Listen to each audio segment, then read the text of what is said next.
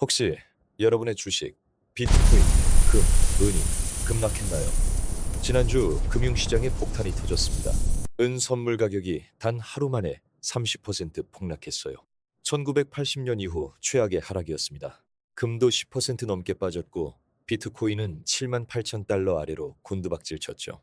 도대체 무슨 일이 있었던 걸까요? 범인은 바로 트럼프 대통령이 지명한 새로운 연준 의장 후보 케빈 워시입니다.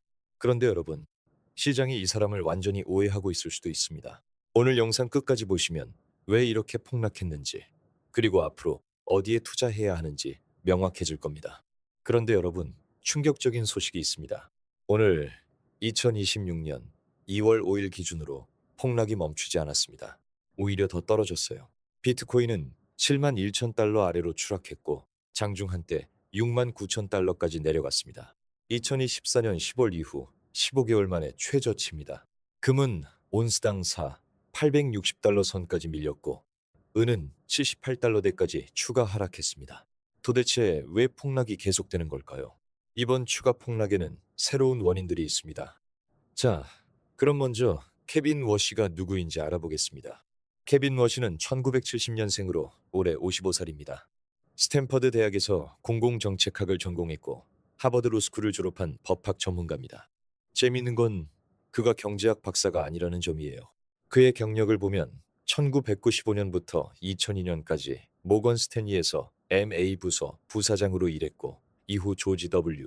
부시 행정부에서 국가경제위원회 사무총장을 역임했습니다. 그리고 2006년 불과 35살의 나이에 역대 최연소 연준 이사로 임명됩니다. 2008년 금융위기 때 버냉키 의장의 핵심 참모로 월가와 연준의 가교 역할을 했죠. 특히 자신의 전 직장인 모건 스탠리를 은행 지주 회사로 전환시켜 구제하는 데 결정적인 역할을 했습니다. 그런데 2011년 그가 연준을 떠난 이유가 있습니다. 바로 양적 완화, QE에 대한 반대 때문이었죠. 그는 QE는 인플레이션을 유발하고 결국 월가와 자산 가격만 부양할 뿐이라며 강하게 비판했습니다. 이 때문에 그에게 매파라는 꼬리표가 붙었습니다. 한 가지 더, 그의 아내는 에스티 로더 가문의 상속녀 제인 로더입니다. 그리고 장인인 로널드 로더는 트럼프 대통령의 와튼 스쿨 동창이자 60년 지기 절친이에요. 트럼프 일기 때도 워시는 파월과 함께 연준 의장 후보로 거론됐었죠. 그런데 최근 새로운 논란이 불거졌습니다. 미국 법무부가 공개한 제프리 캐스타인 관련 문서에서 워시의 이름이 예비 명단에 등장한 겁니다. 엘리자베스 워런 상원 의원은 이를 두고 강하게 비판하고 있어요. 인준 과정에서 이 문제가 어떻게 다뤄질지 지켜봐야 합니다. 자, 이제 핵심 질문입니다. 왜 워시 지명 소식에 시장이 이렇게 폭락한 걸까요? 첫 번째 이유는 매파적 성향에 대한 공포입니다. 시장은 트럼프가 무제한 돈 풀기를 할 비둘기파를 원했다고 생각했습니다. 그런데 과거 QE를 반대했던 워시가 지명되자 긴축 공포가 확산된 겁니다. 두 번째는 유동성 축소 우려입니다. 워시가 연준의 대차 대조표를 축소할 것이라는 전망이 퍼지면서 유동성의 힘으로 오르던 금, 은, 비트코인 같은 비생산적 자산에서 자금이 빠져나갔습니다. 세 번째는 투기 자금의 청산입니다. 중국발 투기 수요와 레버리지 자금들이 워시 지명을 트리거로 마진콜을 당하거나 차익 실현에 나섰습니다. 시카고 상품거래소의 증거금 인상 이슈까지 겹치면서 폭락이 가속화됐죠. CME가 은 증거금을 25%, 금 증거금을 10% 인상했고 상하이금 거래소도 레버리지 규제를 강화했습니다. 결과적으로 은은 하루 만에 30% 폭락해 1980년 이후 최악의 하락을 기록했고 금은 약 10%, 비트코인도 큰 폭으로 하락했습니다. 그런데 여러분, 여기서 끝이 아닙니다. 2월 5일 오늘 기준으로 추가 폭락이 발생했습니다. 그 원인을 분석해드리겠습니다. 첫 번째 원인은 마이크로소프트발 기술주 폭락입니다. 지난주 마이크로소프트가 실적을 발표했는데요. 매출과 이익은 예상을 상회했지만 AI 투자 대비 수익성에 대한 우려가 터졌습니다. 마이크로소프트 주가가 하루 만에 10% 폭락하면서 3,570억 달러의 시가총액이 증발했어요. 이게 전체 기술주 매도세를 촉발시켰습니다. 소프트웨어 주식들이 AI가 기존 사업을 대체할 것이라는 공포에 휩싸이면서 연쇄 폭락했죠. 두 번째 원인은 암호화폐 시장의 연쇄 청산입니다. 비트코인이 하락하면서 16억 8천만 달러 규모의 청산이 발생했습니다.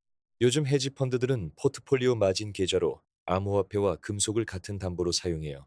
암호화폐가 폭락하니까 담보 부족으로 마진콜이 터지고 가장 유동성 높은 자산인 금과 은을 팔아 현금을 마련하는 악순환이 벌어진 겁니다. 세 번째는 지정학적 리스크 프리미엄의 소멸입니다. 그린란드 협상 결렬 이후 트럼프가 유럽 동맹국들의 25% 관세 위협을 했었는데요. 다보스 포럼에서 긴장이 완화되면서 안전자산 수요가 급격히 줄었습니다. 공포가 사라지자 기관들이 일제히 차익 실현에 나섰어요. 네 번째는 트럼프 관세 정책의 불확실성입니다. 트럼프 행정부의 관세 정책이 1년째 이어지면서 기업들의 투자 결정이 지연되고 시장 변동성이 극대화되고 있습니다. 중국, 캐나다, 멕시코에 대한 고율 관세가 유지되면서 글로벌 공급망 불안이 지속되고 있죠. 다섯 번째는 알고리즘 매매의 연쇄 반응입니다. 금 가격이 500달러 지지선을 깨자 알고리즘 트레이딩 봇들이 자동 매도 주문을 쏟아냈습니다. 기술적 지지선 붕괴가 추가 하락을 부르는 연쇄 반응이 일어난 겁니다. 그리고 한 가지 더 충격적인 분석이 있습니다. 일부 애널리스트들은 이번 폭락이 의도적인 구조 작전이었다고 봅니다. JP모건이 약 100억 달러 규모의 은숏 포지션을 정확히 바닥에서 청산했다는 보도가 있어요.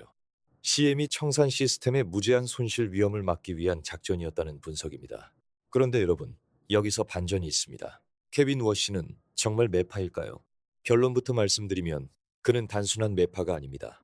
오히려 트럼프의 의도에 부합하는 새로운 유형의 비둘기파일 수 있습니다. 워시의 핵심 철학을 한 문장으로 정리하면 이렇습니다. QE는 반대, 금리 인하는 찬성. 그는 인위적으로 채권을 사들여 자산 가격을 부양하는 양적 완화는 반대하지만 기준금리 인하에는 찬성합니다. 최근 그가 주장하는 논리가 있어요. AI 혁명에 따른 생산성 향상이 디스인플레이션을 가져온다. 쉽게 말해 AI 덕분에 생산성이 올라가면 경제가 성장해도 물가가 오르지 않는다는 겁니다. 따라서 물가 걱정 없이 금리를 낮출 수 있다는 논리죠. 그가 구상하는 새로운 연준 운영 방식도 흥미롭습니다. 연준의 역할을 축소하고 포워드 가이던스 같은 선제적 안내를 폐기하며 시장의 자생적 기능을 강조합니다. 연준은 물가 안정과 달러 가치 수호에만 집중하라는 거죠. 특히 그는 대차 대조표 축소와 금리 인하를 동시에 추진하려 합니다. 보통 이 둘은 반대 개념인데요. 그의 목표는 연준의 비대해진 자산을 줄여 달러의 신뢰를 회복하는 동시에 기준금리를 내려 서민과 기업의 이자 부담을 완화하는 것입니다. 트럼프 대통령도 인터뷰에서 워시가 금리 인상을 원했다면 지명하지 않았을 것이라고 말했습니다. 결국 워시와 트럼프는 같은 방향을 보고 있는 겁니다. 자, 여러분이 가장 궁금해하실 부분입니다. 그래서 앞으로 어디에 투자해야 할까요? 정답은 나왔습니다. 워시의 철학을 다시 떠올려 보세요. 유동성으로 부풀린 거품이 아니라 실질적인 생산성에 투자하라. 이게 핵심입니다. 자, 이 섹터들을 유심히 잘 봐보세요. 첫 번째, AI 인프라입니다. 워시가 금리 인하의 근거로 삼는 게 바로 AI 생산성 향상이에요. AI 반도체, 데이터 센터, 클라우드 관련 기업들이 수혜를 받을 수 있습니다. 다만 마이크로소프트 사태에서 봤듯이 AI 투자 대비 수익성이 증명된 기업을 골라야 합니다. 두 번째, 전력과 에너지입니다. AI 데이터 센터가 늘어나면 전력 수요가 폭발합니다. 발전소, 송배전, 원자력 관련 기업들을 주목하세요. 세 번째, 제조업과 방산입니다. 트럼프 행정부는 미국 내 제조업 부활을 핵심 정책으로 내세우고 있어요. 리쇼어링 수혜주와 방산 관련 기업들이 유망합니다. 반면 조심해야 할 자산도 있습니다. 금, 은, 비트코인 같은 비생산적 자산들이에요.